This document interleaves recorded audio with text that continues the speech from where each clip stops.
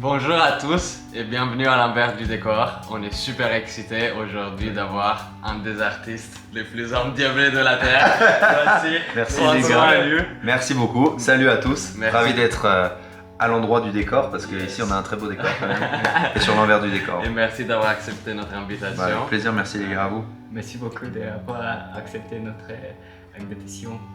Merci Yoma. Yoma. Allez Du gars, coup, d'où il m'acheter. Ah yes, good. Il est passé à peu près. Ah. Du coup, on va commencer l'interview et Yuma il va passer derrière la caméra, il va nous aider à filmer tout ça. Donc à tout de suite.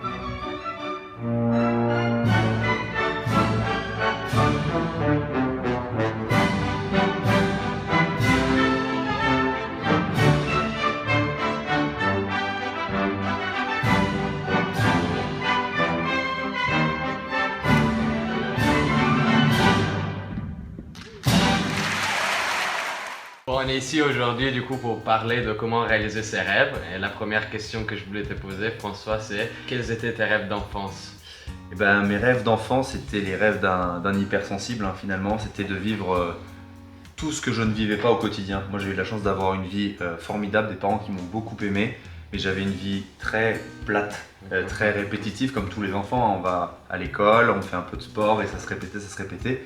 Et j'avais pas la chance quelque part de vibrer et d'avoir des émotions très fortes.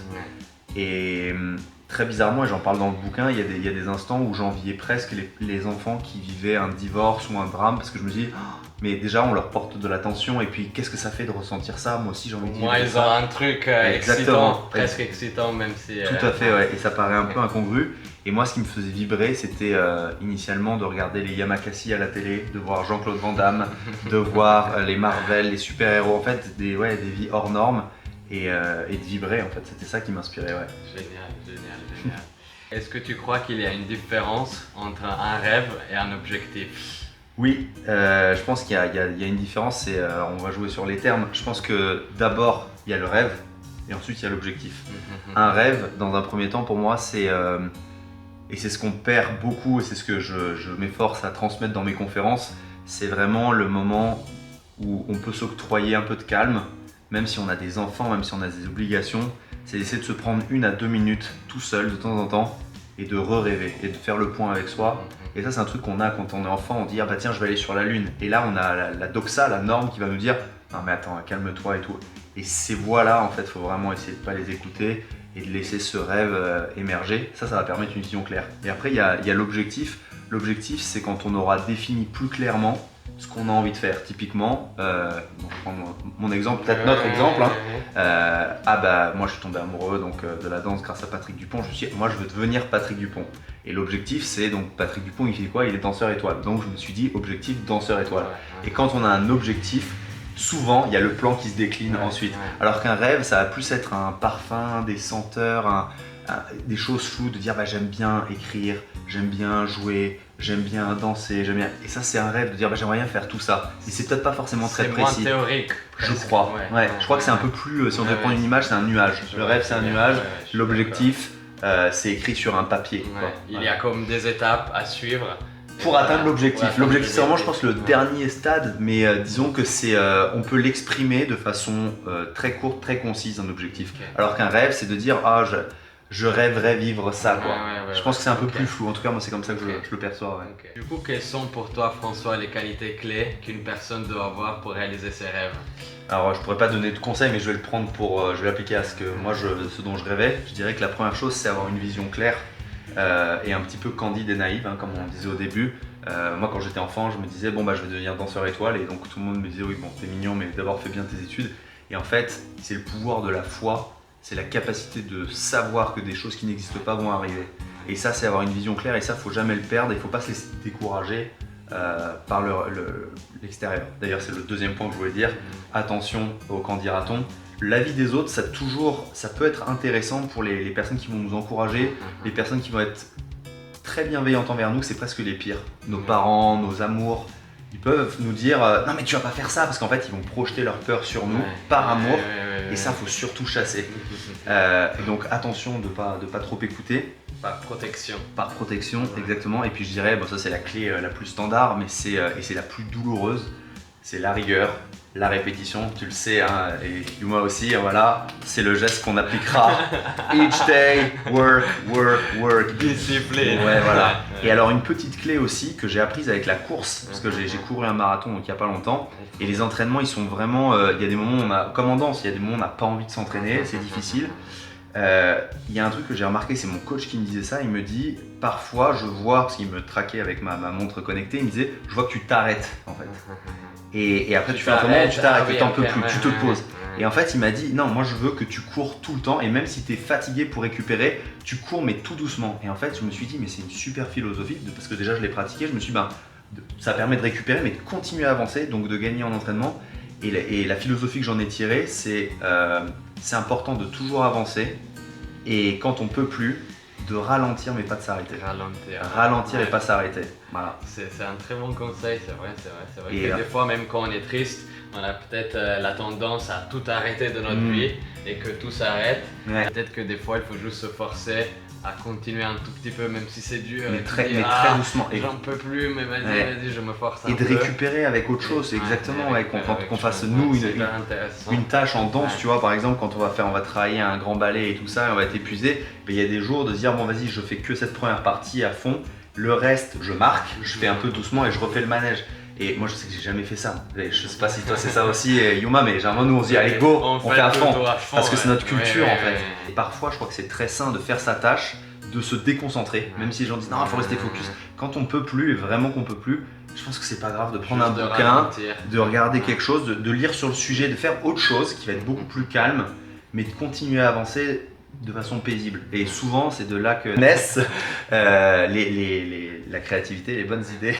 Du coup, la prochaine question, c'est est-ce que tu as des rituels ou des habitudes pour rester concentré sur tes rêves? Alors en fait, je dirais pas que j'ai des habitudes et des rituels. En revanche, il y a des...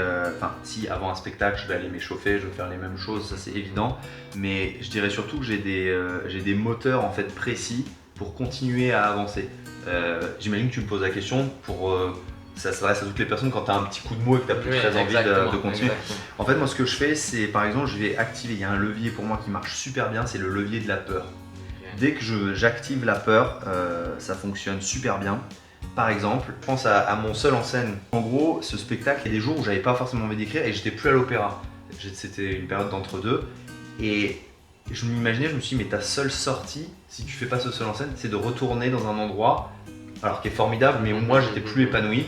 Et donc, quand j'avais pas envie, j'imaginais ça et je faisais rejaillir toute la frustration et je me disais oh non, hors de question que je retourne là-bas. Ok, vas-y, retourne écrire, retourne travailler. Ça te faisait tellement peur que ça te motivait en fait. Ouais, ça me frustrait en fait. J'avais tellement de frustration de revenir dans cette autre vie que je me suis dit non, il faut que j'avance sur cette vie-là. Et je dirais que le dernier point, c'est. Alors, ça, c'est un truc que tu vas très bien comprendre. C'est un truc d'italien, je pense. Parce que moi, je suis d'origine italienne aussi. Et en fait, je crois que l'honneur, c'est un truc qui est important. Quand on a. Enfin, en tout cas, moi, je sais que tu vois, quand on a une parole et qu'on dit quelque chose et tout, pour moi, c'est essentiel. Et je sais que quand je pense au livre, par exemple, que j'écrivais, j'ai voulu abandonner, mais. Au moins 15 fois, mais vraiment, hein. Je dis ok, plus jamais je fais ce truc, je balançais les papiers. Au début je voulais faire une bio, après je voulais faire de la poésie, après le développement personnel, après je dis je suis nul, j'arrivais à rien à faire. Et en fait, j'avais dit à ma compagne, je vais écrire ce livre, tu verras et tout. Et en fait, ça c'est, j'en parle dans le bouquin, c'est le pouvoir de la promesse. En fait, quand on fait une promesse à quelqu'un, pour moi on peut pas, enfin en tout cas moi je peux pas y déroger. Et en fait j'étais prisonnier, donc même si je disais j'abandonne, au fond de moi je me dis non mais j'ai promis, je peux pas je peux pas la décevoir. Complètement. Et pour faire peut-être le lien avec un ballet, c'est comme dans Gisèle, tu vois, où Albrecht il est ensorcelé par Myrtha et en fait il est obligé d'aller au bout du truc, sinon il va crever avant l'heure. Et bah là c'est un peu ça aussi, je me sentais prisonnier de la promesse et je sais qu'il n'y a que en me fixant des challenges et en le disant aux autres que je vais y arriver parce que mon honneur est mis en jeu. Et pour moi, c'est un truc hyper important. Et que ton objectif, peut-être qu'il devient encore plus réel quand tu en parles à quelqu'un. Complètement, ouais. Et ça reste pas dans ta tête. Tu vois. visualises, Ouais, encore une fois, le tu visualises. t'éclaircis la vision, ouais, tout à fait. Comment tu gères le fait d'avoir tous ces objectifs et ces rêves avec aussi une vie extérieure enfin pas de travail ou de vie intime? Bah, c'est pas évident d'avoir un équilibre entre les rêves professionnels et les rêves personnels. Moi, j'essaye tant bien que mal d'avoir un planning pour me structurer au maximum, parce que maintenant j'ai plus la colonne vertébrale de l'opéra qui fait tous les plannings et qui structure quand même vachement nos vies. Donc j'essaie de m'imposer ça, mais étant hypersensible, au moindre petit coup de vent, je suis capable de complètement m'envoler. Typiquement tout à l'heure j'étais en train de travailler, j'ai reçu les questions tu vois, que vous m'avez posées. Je me suis dit oh trop génial, ça m'intéresse. J'ai commencé à faire l'exection, puis une notification de mon père, je dis attends qu'est-ce qu'il veut? Et après j'étais attends je faisais quoi? Et donc il faut constamment revenir, et l'hypersensibilité c'est ça qui est génial, c'est que de cette frontière poreuse entre inconscient et conscient naissent plein d'idées. On a une capacité à capter énormément de choses, mais on a aussi une capacité à très vite se disperser et à un peu rien faire. Donc il faut vraiment, moi je sais que j'essaie de me dédoubler et je me dis bon bah il y a l'enfant entre guillemets qui veut aller partout tu vois, et parfois j'arrive à me sortir et dire l'adulte non attends calme-toi mon petit, tu vas d'abord faire cette tâche, une fois que c'est fini tu fais créer cette un tâche. planning. Exactement, voilà, et d'essayer de le structurer au maximum, mais j'ai du mal, c'est une lutte permanente. Mais c'est un très bon conseil. Donc la prochaine question que je voudrais te poser, c'est comment tu transformes tes rêves en actions concrètes? Bah, je pense que premièrement il faut avoir un plan précis et concret. Typiquement, voilà, moi gamin je me disais d'abord je vais faire l'école de danse, ensuite je vais rentrer dans la compagnie, je vais gravir les échelons et je vais devenir danseur étoile. Ça c'était le plan. Après comme dans tous les plans, il y a des moments où il y a des embûches, il y a des embuscades, il y a des trous noirs sur notre route. Et c'est pas grave, d'ailleurs c'est même une opportunité parce que c'est une façon aussi de pouvoir se remettre en question. Et souvent c'est des indicateurs je trouve dans la vie, il y a des signes qui arrivent. Il y a une femme d'ailleurs dans le livre qui me dit quand la vie te botte le derrière c'est pour que tu décolles encore plus haut. J'aime beaucoup cette phrase. Et puis il y a cette autre phrase aussi moi qui m'a fait prendre une décision complètement folle, c'est quand j'ai décidé de faire Danser avec les stars alors qu'à l'opéra c'était pas forcément bien vu, c'est pas du tout la mentalité. Cette phrase c'est T.S. Eliot qui l'a dit, c'est, je paraphrase légèrement, pour être là où tu n'es pas, il faut emprunter la voie dans laquelle tu n'es pas. Et donc si tous les jours au quotidien tu répètes les mêmes actions quelles qu'elles soient, forcément tu vas arriver au même endroit. Il n'y aura pas d'un coup quelqu'un qui va faire tiens, tu vas faire ce que tu as envie de faire. Et donc ça moi ça m'a beaucoup aidé d'aller en fait prendre une voie et que j'avais pas du tout envie de prendre. Et encore aujourd'hui quand je me sens un peu malheureux, un peu triste, je me dis qu'est-ce que tu irais vraiment pas faire? Et bah typiquement le truc que j'irais pas faire c'est du sport. Quand on est fatigué, on a envie de rester chez soi, regarder la télé et tout. Et la meilleure des choses à faire je trouve c'est d'aller faire du sport. Et puis le plus dur, parce que ça va faire le lien avec le sport, c'est de s'y mettre. C'est la première chose, c'est vraiment le plus dur, c'est de commencer. Et je pense aussi que pour transformer ses rêves en actions concrètes, il y a une règle que je découvre aujourd'hui, parce que maintenant je suis indépendant vraiment, c'est que le collectif, c'est essentiel. Parce que seul, on va plus vite, mais ensemble, on va plus loin. Bam. Elle est pas de moi, mais j'aime beaucoup cette phrase. Ouais. Et là en ce moment justement, c'est aussi pour ça que je suis là, tu vois, parce qu'ensemble on fait des choses quand même plus cool. Et puis c'est tellement plus agréable aussi, c'est bien d'avoir des phases seules de créativité, mais il y a un moment il faut être ensemble pour les partager, innover, exactement, c'est hyper important je crois. Ok, trop bien. Du coup, je voudrais enchaîner sur une question que je trouve assez intéressante, c'est comment du coup tu sens, ou quel est le sentiment quand tu as réalisé un rêve? Genre, est-ce que tu peux t'en apercevoir? Est-ce que tu peux te dire ah ok mais là je suis arrivé à l'objectif que je voulais? Voilà. Je trouve que, alors c'est peut-être une réponse paradoxale, mais je trouve qu'il n'y a rien de plus triste que réaliser son rêve. Parce que le moment en fait où on accomplit, où on obtient ce qu'on veut, c'est un petit peu comme un jeu vidéo finalement, où on va finir le jeu. Bon est-ce qu'on va rejouer au même jeu? Pas tout de suite, On va peut-être attendre, laisser passer du temps. Mais ce qui compte, c'est la phrase la plus bateau, on l'entend tout le temps, mais vraiment j'y crois, c'est vraiment le chemin quoi. C'est même le moment le plus excitant, je trouve que c'est le moment où on fantasme et on va se dire, on voit en fait dans notre tête le film, on voit le moment où on va arriver à cet endroit-là, cet objectif. Après il y a le pendant. Et d'ailleurs, il y a un livre qui s'appelle La psychologie du bonheur et il parle de l'instant de flow. Et l'instant de flow, c'est le moment où on sécrète le plus de sérotonine, qui est l'hormone du bonheur. Et c'est vraiment l'instant où à un moment il y a Bobby Fischer, donc un joueur d'échecs qui est en train de jouer son coup, et le moment où il sécrète le plus de sérotonine, c'est pas avant de gagner le coup, c'est pas après le coup, c'est pendant. Ouais. Et en fait, le moment où on est profondément heureux et pas où on a du plaisir, c'est deux choses différentes. Le moment où on est heureux, c'est le moment où on se dépasse intellectuellement et physiquement, qu'on a toutes nos capacités à notre maximum et qu'on va évoluer. Et je pense que ça, c'est vraiment, ça active notre algorithme d'humain. Parce qu'en effet, comme a dit Darwin, c'est la théorie de l'évolution. Quand on évolue, généralement, on est heureux. Et c'est pour ça que j'adore Pokémon. Voilà la conclusion. On pense tout le temps à l'objectif final, Ouais. mais en réalité, c'est peut-être c'est tout ce chemin d'avant. C'est le parcours qui est hyper, le plus beau. Ouais, qui est hyper intéressant. Et tu vois, si on reprend le parcours avec le truc de Danseur Étoile, alors il y a eu tout un tas de choses qui se sont passées. Il y a eu des frustrations, il y a eu peut-être un excès de frustration, en tout cas à l'époque, qui m'a fait quitter l'institution. Mais c'était la meilleure opportunité pour moi pour me questionner sur est-ce que j'étais vraiment à ma place. Et en fait, aujourd'hui, je sais que je suis hyper heureux. Ça t'a fait avancer Ouais, de la complètement. manière. Et puis ça m'a fait aussi le fait de se repositionner, de se re-questionner, de profiter du chemin et d'analyser tout ça. Ça évite en fait, comme me dirait ma psy, de faire des ruptures Ouais. amoureuses ou voilà, mais plutôt une séparation. Et avec l'opéra, on n'a pas eu de Ça. rupture, on s'est séparés. Mais quand on se sépare, je pense qu'on peut se retrouver. Ouais. Et si on a eu une rupture, c'est bien de se revoir, de se reparler et de se séparer éventuellement pour mieux se retrouver. Pourquoi pas? Qui sait?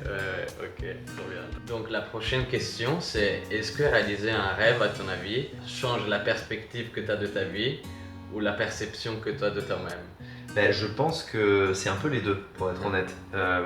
Parce que je prends l'exemple des conférences. Par exemple, quand je vais faire des conférences en entreprise, il y a une partie de moi, il y a le petit François qui se dit oh, je suis en train de parler à des gens intelligents. Moi, toute ma vie, on m'a dit que j'étais stupide, que j'étais bête. Et donc, je me dis ah, j'arrive à parler, j'arrive à apprendre un texte et j'arrive à le restituer devant toute une assemblée de personnes en costard-cravate. Ils doivent être très intelligents. Waouh, c'est incroyable. Jamais j'aurais pensé faire ça. Donc, ça change ma perception de moi. C'est-à-dire que je me donne confiance en accomplissant des choses qui me font peur. Et je pense que ça change aussi indirectement, enfin ça influe en tout cas sur le monde extérieur. Par exemple, il n'y a pas longtemps, j'ai parlé avec un PDG chez qui j'ai fait une intervention et il me disait ce qui est génial, c'est qu'après ta conférence, on a ancré en fait avec des bullet points, des citations, des phrases que tu nous as données, des clés en fait sur lesquelles on se repose aujourd'hui. Et en même temps, donc ça a boosté les équipes et les managers et les ingénieurs et puis même moi en tant que PDG, ça m'a apporté. Et en même temps, c'est la double vocation de cette conférence et ça me touche beaucoup. Il y a une personne qui avait un poste de manager mais qui n'était pas à sa place et c'était difficile de le virer. C'est toujours délicat de dire à quelqu'un pars, t'es pas à ta place. Et généralement il se sent pas forcément bien non plus. Donc voilà. Et suite à cette conférence, alors pas directement après mais un mois plus tard, et bah en fait il est allé voir son directeur, il a dit tu sais je suis pas sûr qu'il fallait que je continue ici. Alors est-ce que c'est moi le responsable? Peut-être pas tout seul, mais je pense que j'ai aidé et accompagné. C'est ce que le PDG m'a dit, ouais, il m'a dit ça a accompagné et en fait on n'a pas fait une rupture, on s'est séparés, il lui a pas demandé tu vois un chèque énorme et ils vont garder un bon lien et par la suite ils vont recollaborer alors que parfois quand on quitte une entreprise on a tendance à dire je me barre, je suis en colère, je vais prendre plein d'argent et je vais vous faire, tu vois, et c'est pas c'est un bon état d'esprit à court terme parce que oui, si on vit un an, bon bah c'est bien, on a pris plein d'argent et après voilà, mais la vie ça dure quand même, même si c'est rapide, un peu longtemps et je crois que c'est important de garder des relations en tout cas cordiales, sans dire qu'on s'aime, fraternel et tout, mais au moins cordiales, c'est important. Parce que Sapiens il survit grâce au groupe. Le collectif. Vive le groupe, collectif. Ouais, c'est ça, exactement.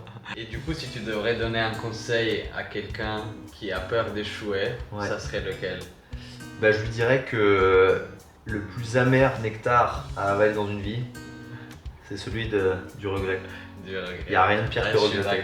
Je suis d'accord à 2000%. Tu vois, en fait, quand tu dis ah j'aurais pu faire ça, et on entend parfois des gens au quotidien qui disent non mais de toute façon moi aussi j'aurais pu faire ça, mais pourquoi tu l'as pas fait? Et ces personnes-là, généralement, elles vivent donc de remords, elles sont rongées de l'intérieur, et je lui dirais en fait t'as rien à perdre et tout à gagner. Parce qu'au pire des cas, si tu te vautres, typiquement je reprends le seul en scène, tu vois, quand je l'ai fait, d'habitude j'étais toujours habitué à ce qu'on m'acclame. Au début, ouais, j'ai eu des applaudissements, les gens étaient heureux, mais j'ai quand même eu des retours négatifs pour la première fois de ma vie sur scène et je me suis dit ah ça pique. Et en même temps génial, opportunité de s'améliorer et puis de comprendre aussi, d'ailleurs je le comprends là maintenant pendant l'interview, que j'étais en colère quoi, et j'avais pas encore fait le deuil de mon départ. Je pense que j'avais de la rancœur envers l'opéra, mais ça m'a permis de le comprendre avec du recul, donc ça m'a fait évoluer en tant qu'être humain. Et si je l'avais pas fait, bon je serais peut-être encore à l'opéra à grogner en train de dire pourquoi on a encore une répète et je suis pas content, Oui, tu vois. aurais peut-être le regret de te dire mais qu'est-ce qu'aurait été ma vie si j'avais pas fait ce pas-là. Complètement, exactement. Et puis, sur un malentendu, ça peut marcher du premier coup aussi. Et donc là, c'est formidable. Ouais. En fait, on a une peur de se dire que l'autre va nous pointer du doigt, nous regarder après en disant Regarder en mode- c'est Francesco qui fait la Ouais. chaîne avec Yuma. Ouais. Et en fait, en vrai, peut-être qu'il le pense, peut-être pas, et j'allais dire comme tu le dis. Enfin, moi, je me suis toujours aussi dit ça pour me convaincre notamment de commencer à faire le pas Ouais, aussi ouais, vis-à-vis des autres, parce que le regard de l'autre m'importe aussi beaucoup. Parce qu'on est des artistes, hein, on est quand même beaucoup regardés. Moi, je me suis toujours dit qu'est-ce qui compte le plus. Et en fait, moi, je sais que l'amour de ma famille, de mes amis, de ma compagne, bientôt de mon enfant, c'est ça qui va compter le plus. En fait, le reste, c'est superflu. Et si tu te dis, si je me rate en faisant quelque chose, tant que je conserve ce truc important, bon bah, j'ai rien à perdre en fait. Mais quoi. si tu regardes que le fait d'avoir raté ou que les 2-3 personnes qui peut-être ils ont un avis négatif sur toi, Ouais, bah en fait tu peux aussi juste regarder les gens qui sont contents aussi de ce que tu as fait. t'as raison. Donc, T'as c'est tout à fait aussi, raison. genre, c'est changer le paradigme, en fait. paradigme. Exactement, c'est où est-ce que tu mets ton regard et t'as tout à fait raison. Ouais. Donc on arrive déjà à la dernière question, qui est une fois que tu as réalisé un rêve ou un objectif, comment est-ce que tu trouves de nouvelles inspirations ou de nouveaux objectifs? Eh bien, je vais te faire la fin de ma conférence parce qu'en fait, ça m'est arrivé d'arriver à cet objectif. J'ai fait l'Olympia, tu vois, j'ai fait 40 dates avec mon seul en scène. J'ai été danseur étoile. Et là, je regarde la montre de ma vie et je me dis, mais j'ai même pas 30 ans quoi. Logiquement, je vais vivre encore quelques dizaines d'années et tu dis, mais ça va être long. Genre dans la liste des trucs que tu voulais faire, il y en a pas mal qui ont été cochés, quoi. tout à fait, ouais.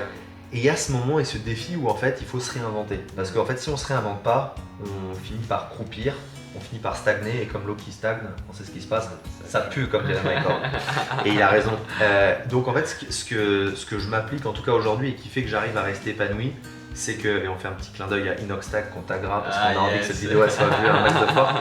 Quand on a gravi l'Everest ou une montagne, quelle qu'elle soit, son objectif et qu'on est tout en haut, c'est important de se poser déjà au sommet, et ça c'est un truc que j'arrive pas à faire, mais d'apprécier d'avoir accompli quelque chose, de scruter l'horizon, de trouver un nouveau sommet, de se dire ok c'est cette nouvelle montagne que je vais gravir, de prendre le temps de descendre et pas de dégringoler, parce que moi j'ai dégringolé quand j'ai eu ce que je voulais, j'ai pris 10 kilos, j'avais du psoriasis, parce que j'avais eu tout mais je ne savais plus où aller. Et en fait c'est direction la mort mais plus rapidement quoi. Donc prendre le temps de descendre, trouver une autre montagne et regrimper, ça c'est pour en tout cas un artiste qui a un énorme ego comme moi, prendre le temps de remonter la nouvelle montagne avec humilité et de se dire ok, comme là si c'était à zéro presque. et c'est dur, c'est Mais dur parce avec que la maturité. ouais, avec et une once de sagesse parce que généralement on a tendance à remonter et se dire bon bah typiquement voilà, je vais me lancer mes conférences, alors j'en fais de plus en plus tu vois, mais j'aimerais que ça aille tellement plus vite, j'aimerais faire tellement d'autres choses et en fait il y a un temps de latence et puis par contre on va dire j'hésite entre tel et tel conférencier, bon et c'est pas vous qui allez être choisi et je me dis attendez moi j'ai une histoire de malade, ouais, mais en fait on préfère un tel et vous êtes qui vous, enfin vous êtes dans un océan de conférenciers, vous êtes plus là le danseur, vous êtes le conférencier et je me dis ah ouais, et ça fait du bien en fait parce qu'on se dit ok je vais avaler mon ego et je vais travailler plus dur pour réussir à me hisser, devenir top 1. Alors top 1 conférencier, je sais pas, je pense qu'il n'y a pas de top 1. Ça redonne un objectif. Ça redonne un objectif exactement de regravir.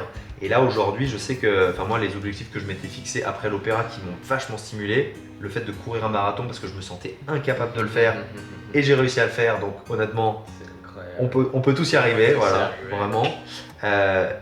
Comme je te disais, moi à l'école, on me disait que j'étais un cancre, que j'étais bête, que j'ai jamais fait une rédaction. Moi, c'est ma mère qui m'aidait à faire tous mes devoirs, quoi. J'ai jamais écrit un texte tout seul. Et là, le fait de me dire, j'ai sorti ces 240 pages seul, avec un super éditeur qui m'a bien accompagné. Ça, c'était un vrai accomplissement. Et donc, forcément, ça te donne confiance, tu vois. Et c'était un autre sommet. Et là, aujourd'hui, j'ai un projet qui me tient hyper à cœur. C'est de mêler à la fois la poésie, l'audiovisuel et le mouvement.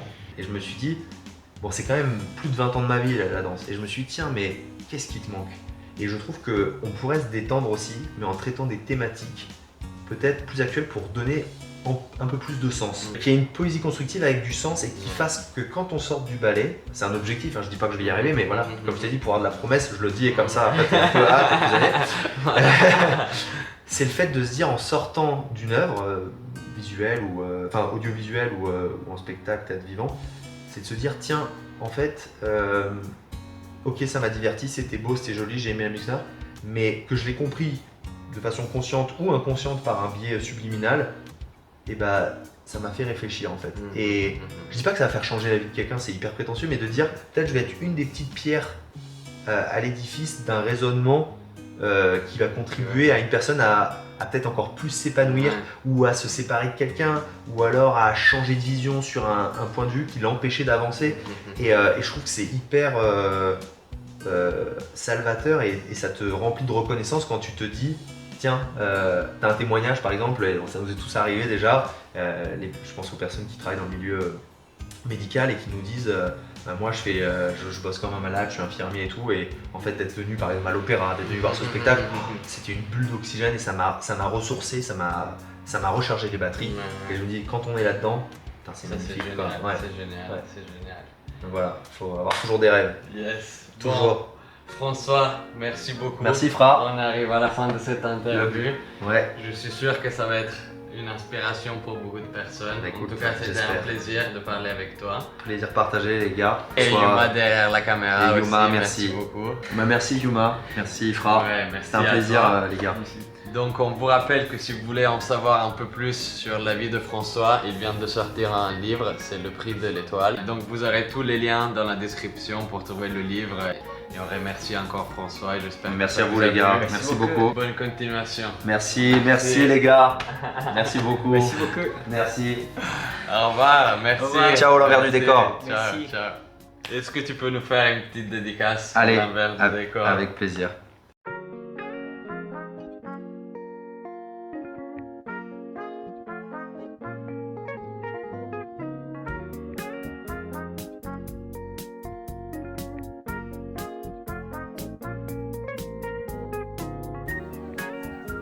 Bonjour à tous et bienvenue à l'envers du décor. Aujourd'hui, je suis super content parce que je vais avoir ma répétition en scène de Brad Fish dans My Yearling et je vais vous amener avec moi pour voir un peu comment ça va se passer.